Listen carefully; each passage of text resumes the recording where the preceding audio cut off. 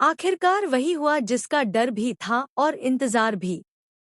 अहाना अर्जुन के बच्चे की मां बन चुकी है।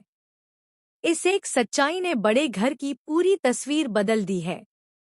जो अहाना कभी इस घर में अस्थायी समझी जाती थी, जिसे हालात की मजबूरी कहकर अपनाया गया था, आज वही अहाना इस घर की परमानेंट सदस्य बन चुकी है।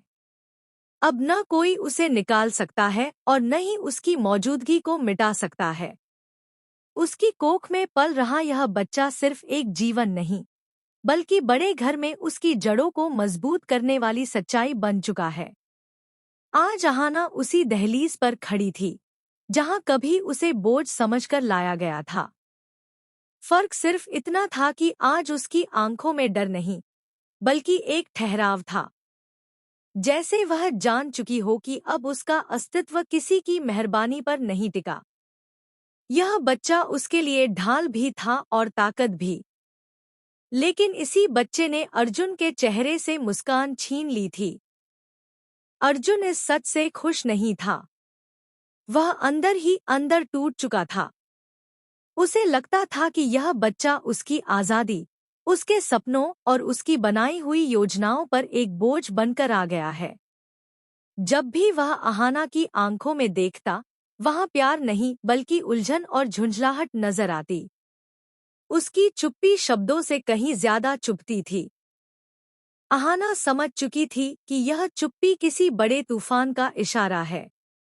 इस पूरे बड़े घर में अगर कोई था जिसकी आंखों में इस बच्चे के आने से खुशी की चमक थी, तो वह थी दुर्गा देवी।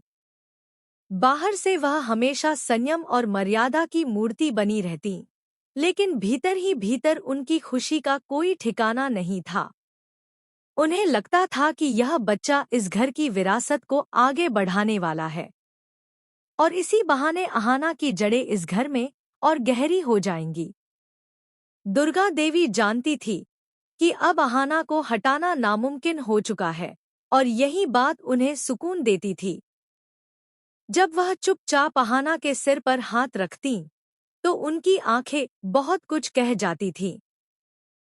लेकिन जहां एक तरफ खुशी थी, वहीं दूसरी तरफ जलन और डर भी था। पुजारिनी के लिए यह खबर किसी जहर से कम नहीं थी। जिस घर में वह अब तक साजिशों के सहारे राज कर रही थी, उसी घर में अहाना की स्थिति और मजबूत हो चुकी थी।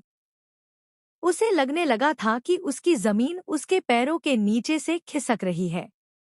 वह जानती थी कि बच्चे के आने के बाद अहाना को नुकसान पहुंचाना आसान नहीं रहेगा। लेकिन पुजारिनी हार मानने वालों में से नहीं